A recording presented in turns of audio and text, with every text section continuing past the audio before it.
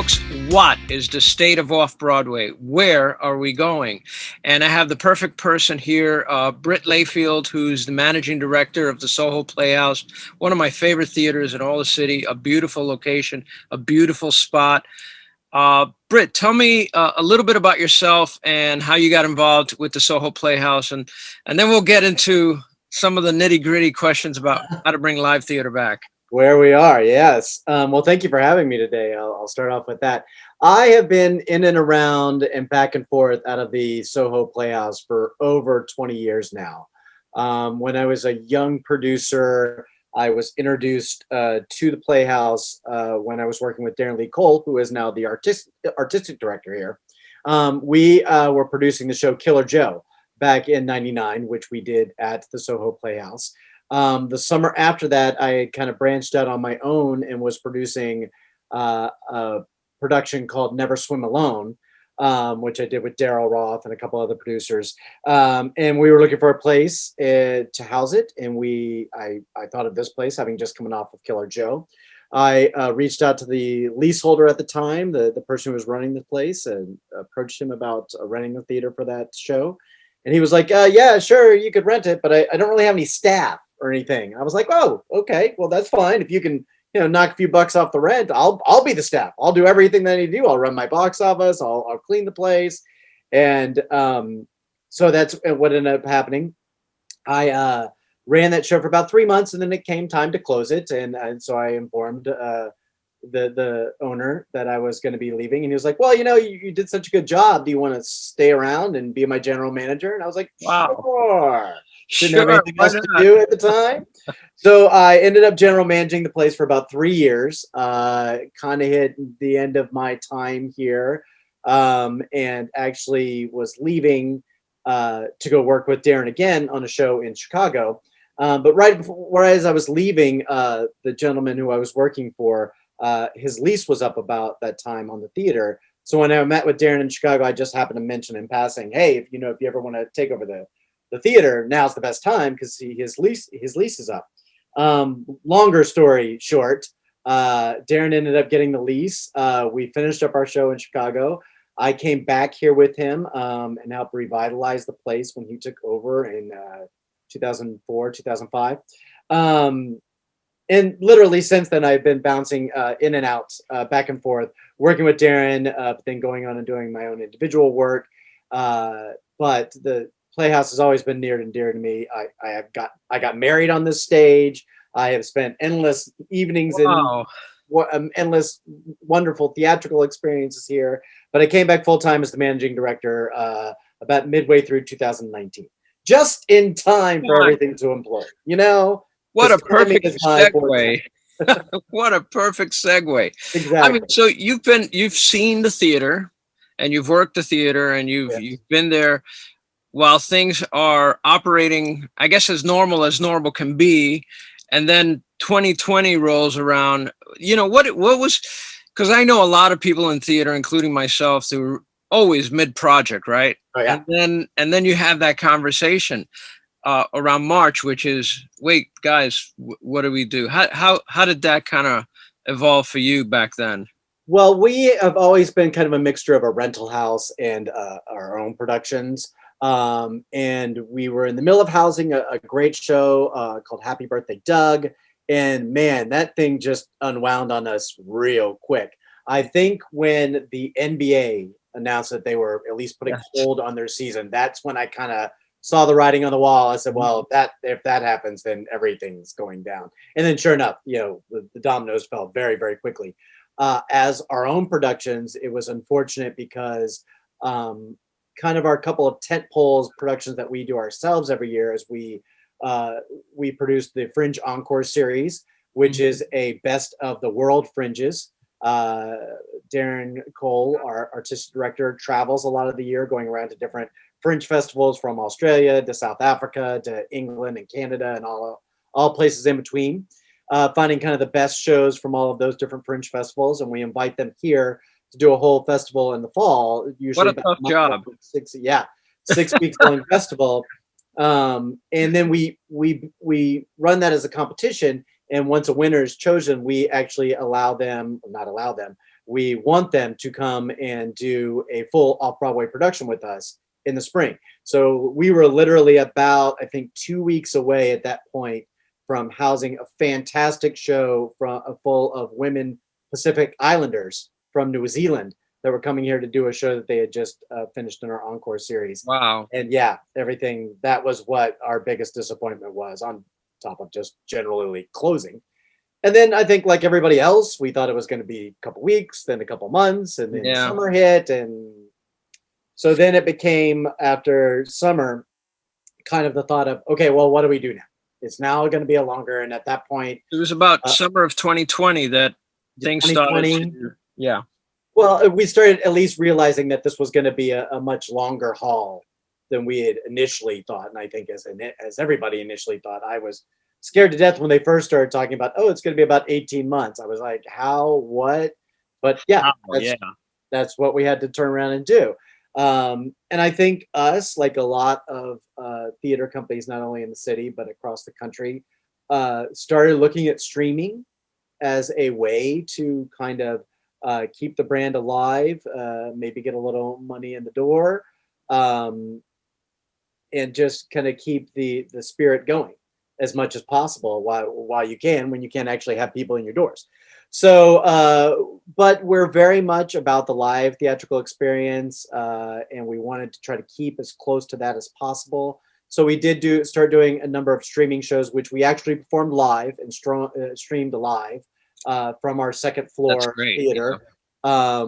We did a couple at the end of 2020, and then learned a lot from that because it was literally me and a couple of my staff just trying to figure out exactly how this whole thing worked.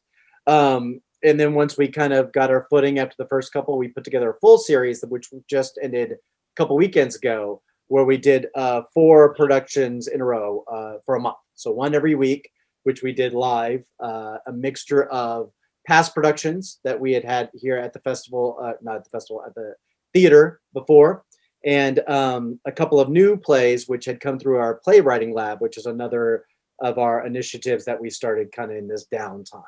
So a couple new works, a couple old works. It was great. You were doing live stream directly from the SOHO Playhouse. I mean, new technology, right? For many of us. I mean, believe me. If I told you a year ago, let's Zoom, you'd be like, what? What? You know, maybe. You know, most people would be like, wait, Zoom, what is Zoom? Yeah, I think I have that. Should we just do a FaceTime instead? It's like the learning curve is like super fast in what's happened in the last year. What did you learn about live streaming? What would you suggest, not suggest? Did you find a good service? You know, what experiences did you come out of there with? A lot of the learning curve, as far as that was concerned, was the technology side of it. And it wasn't necessarily the camera work and everything like that, although that was a whole new dimension when you're dealing with these shows, to start thinking of it more in a different medium. Right. But we were getting kind of hamstrung on just the technical side of it, things such as like syncing up video and sound, something that seems relatively simple, but when you start thinking about all the different layers that you layer on to doing a stream, you're taking what's going on in the room, you're filtering it through a streaming program, and then you're going onto a platform. And so there's a lot of different layers to it, and trying to identify where the issues were, on what layer those issues were, and try to counteract it. A lot of times doing that as you're live streaming, like you're on the fly, you're trying to adjust things as you're going on, and people are actually watching the production. That was where a lot of our difficulties came from. But once we did this last stream, this month-long stream, we had pretty much had that down, or at least could adjust very quickly to what the issues were. We knew where to look at them, and got a lot of help along the way. And then it's just kind of adjusting to, what to expect. I want to say how the experience is different, as I kind of mentioned a little earlier, starting to think of it in terms of a new medium. So you're having to think of camera shots and where to put people, and how to kind of swing, and how can you invoke different things through that medium where you're usually used to doing it with lights and actors on stage. adding in that other dimension of being able to use a lot of different locations. We did it through our second floor loft theater, uh, which is a malleable white box, but it has a huge kitchen attached to it and a room in the back. So a lot of our shows use the entire footprint of the building. They used every single room because you could do that. You didn't have to have an audience sat there and follow you. You could make the audience come with you. So it was really inventive to do that. And I would love. I don't believe that streaming should go away. I think it's an entirely new kind of project that we need to keep in our back pocket and expand upon. Whether that's live streaming shows that are actually going to be here with a live audience there, once we start doing that again, or actually creating just streaming shows. I was very fortunate to get associated with a company called Oye, who does a little bit of kind of meeting place, online meeting place software and environments. So what we were able to do during this last string series is they created a whole virtual lobby for us. So Wow. our patrons, when they got a ticket to the streaming series, could go into this virtual lobby. There were areas where they could Wow. hang out and talk to other audience members. There were That's areas where they could go in and watch videos of shows that were upcoming, kind of previews. And then we would bring the live stream to it. Once again, another layer which caused some technical difficulties, but we worked through it and we found that that was a very interesting way, a new and fun way to interact with audiences when you can't have them live. And so we really want to try to go back and expand on that a little bit more in the future, even when we are allowed to have full houses back here again, because I believe that that's just an outreach and money kind of left on the table. If I can interest somebody in, say, Ohio, yeah. to see one of our shows, I see nothing but audience building there. No, I see that as a person who, yeah, they can't come and see this show right now in New York, but maybe 6 months from now they are in New York and they know us now and they want to come see a show at our physical theater. yeah, one of the remarkable things is definitely this idea that you can brand your company outside of your usual area, your geographical, market, if you will. And that's a great thing. We're looking at two audiences really. And obviously some crossover.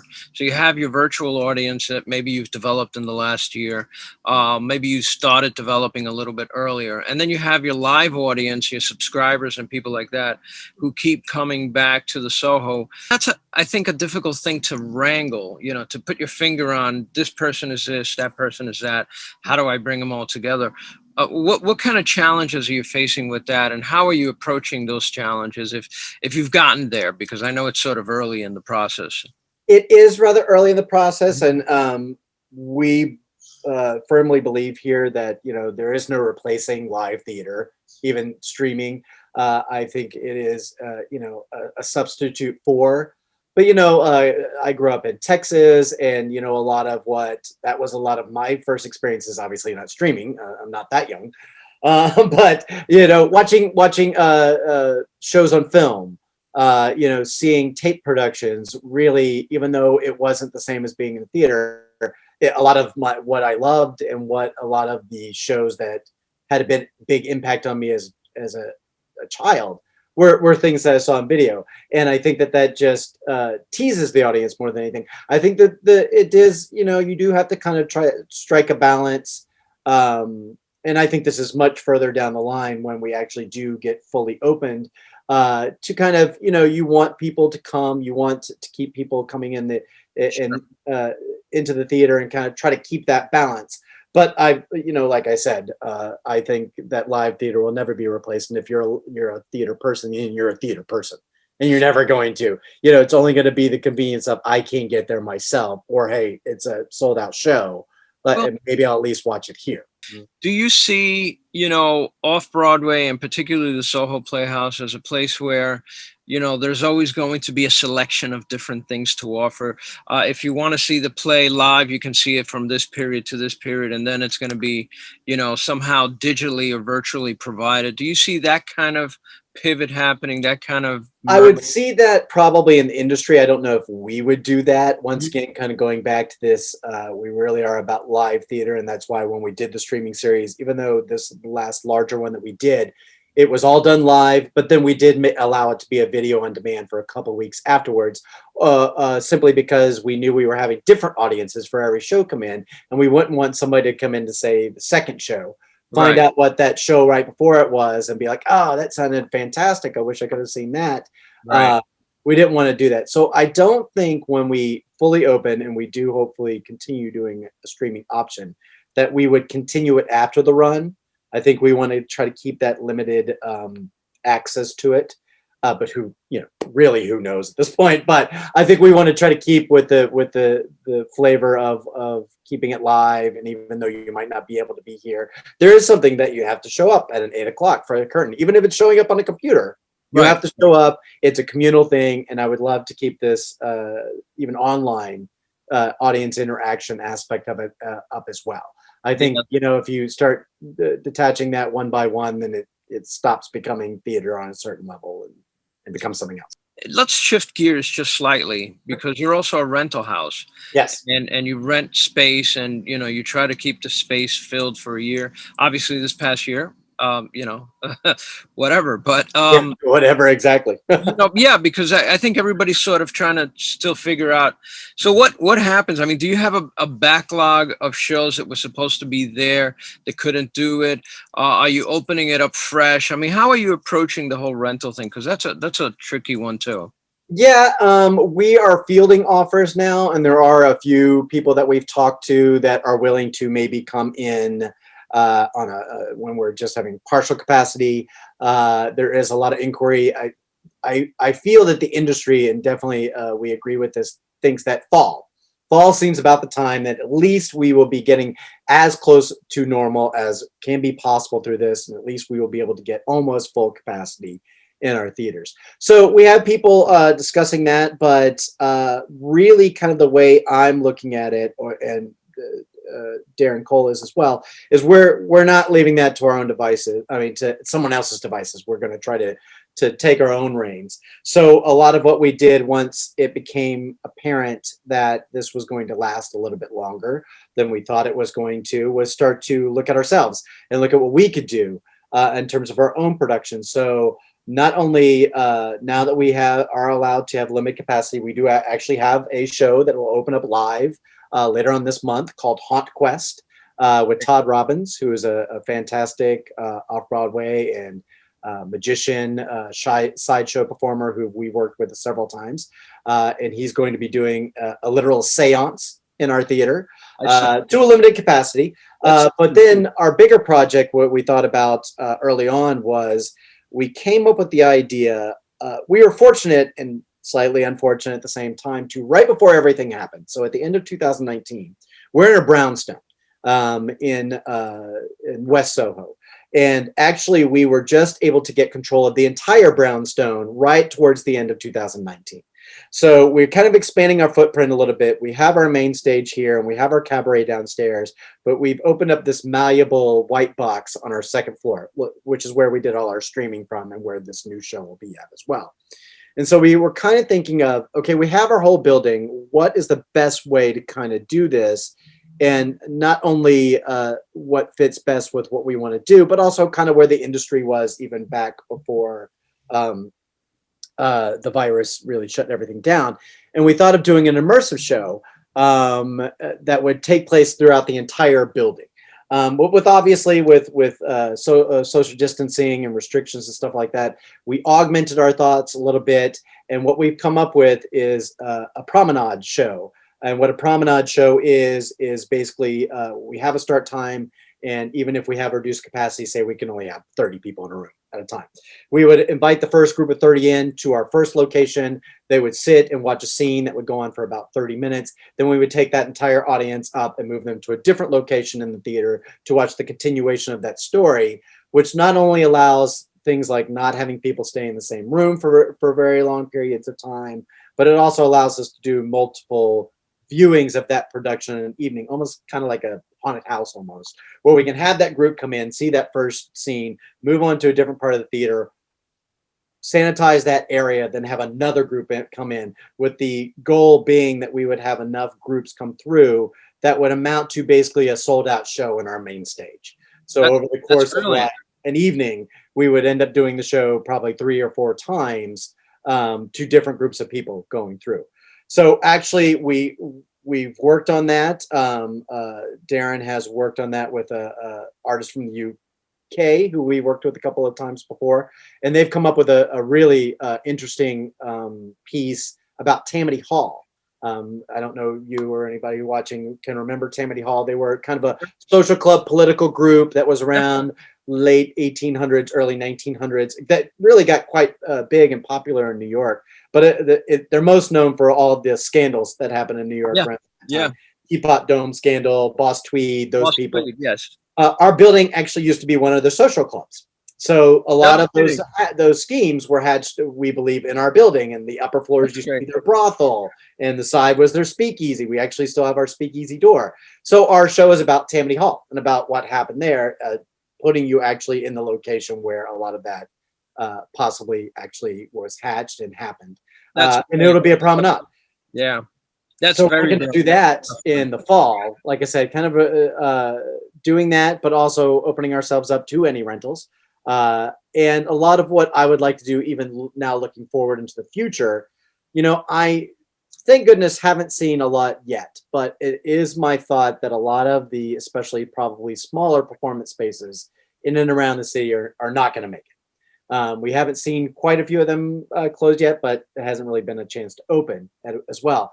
So really what I'm looking to do with our new space and even with our main stage is to reach out to smaller companies that maybe were inhabiting those smaller venues, companies that were maybe right on the precipice of really being put everything together, but to be able to give them a space to work with them, maybe in a co-production sort of way, but be able to give them a set amount of time. Hey, we'll give you a month. We'll give you 6 weeks in our space. Come in, do your show. It'll be for smaller audiences, but build back audiences that way. Get relationships with up and coming artists and companies in that manner as well. And then should we get a hit on our hands, then we have a main stage that we can move that directly to and put a full Off-Broadway run on. So it's really about trying to work with the theater community as a whole, and try to figure out how to bring everything back, because we believe that when the tide rises, all ships should rise as well.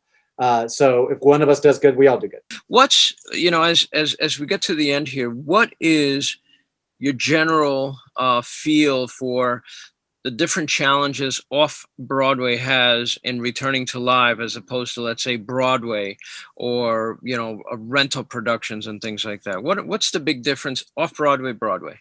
Well, Broadway is obviously much more business driven, and actually where I think Off-Broadway has a little bit more of an advantage is we can be a little bit more nimble. I don't Broadway, because I've worked with people on Broadway before. The margins are much thinner. Not that there's a whole lot more margin on Off-Broadway, but they really need on Broadway, I think, like 80-90% capacity. They need that percentage to be in the theater to be able to afford to run their show. We're lucky in the fact that we could do it a little closer to, say, 50% of capacity coming in. And we can be a little bit quicker in how we change things. I do think, although I'd love to be proven wrong about this, I do think, at least for the short term, that, say, the open-ended run shows are not going to be around. I think everything is going to kind of start to be a limited run, only because there's just not enough certainty. We're all kind of almost emerging from hibernation and rubbing our eyes and seeing the sun for the first time, trying to figure out exactly how it's going to be. I also believe that we'll have a little bit better time of it, because Off-Broadway is much more dependent on New York centric audience members, whereas Broadway is obviously a much more of a tourist thing. We're not trying to get somebody coming from overseas to come see our show, although we'd love for people from overseas to come see our shows. We're looking for the person down the street. We're looking for the person that lives in Brooklyn and Queens, and that's more of our core audience.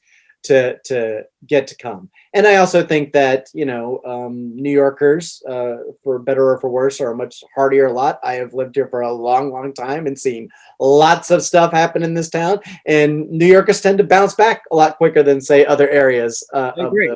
of the country. Yeah. So we're hoping with this show, even though we're going to only have 20 people, 25 people per show when we open up later in this month, we hope that we can find 4 or 5 times a week 20 people per show that are willing to come out and check it out. And as as I think as vaccines start to become more prevalent and people get feel a little bit more comfortable going out, that will only grow and grow and grow until hopefully we're back at full strength. Britt, let me ask you as a parting question, is there anything coming down the line that you want your audiences or anyone watching this that they have to see at the SOHO Playhouse, whether virtually or not? Give it a plug. Oh, a Haunt Quest, I think, is going to be something quite extraordinary. Definitely one of these different shows every time. Like I said, we're in a very old brownstone, and like most good theaters, we have several ghosts, and Todd Robbins is just the person to invite those ghosts to come forward a little bit, to talk to everybody in the room, and I'm very excited about where that's going. And also our next project, Tammany Hall, I think is a great combination of history, of theater, of putting people, exactly where things happen, and being able to kind of see that through the lens of theater is very exciting to us to be able to put up. And just theater. I'm like you. We were doing the streaming series, and one of the very last shows we did was a very intimate show, 2-person show. And one of the last performances, they really just nailed it. And it was so great to be able to get caught up in 2 people sharing emotions and having a conversation, even if it was still through streaming. I could almost feel what it was like to be back in a theater again. It just made me miss it all the more. Yeah. So glad to have these shows coming up. Very excited about both of them. But definitely Haunt Quest, if you guys are brave enough, you should come out and see it. Britt, thank you very much. And I wish you the best of luck. And we'll talk in a few months and see how things are coming along. Well, thank you for having me.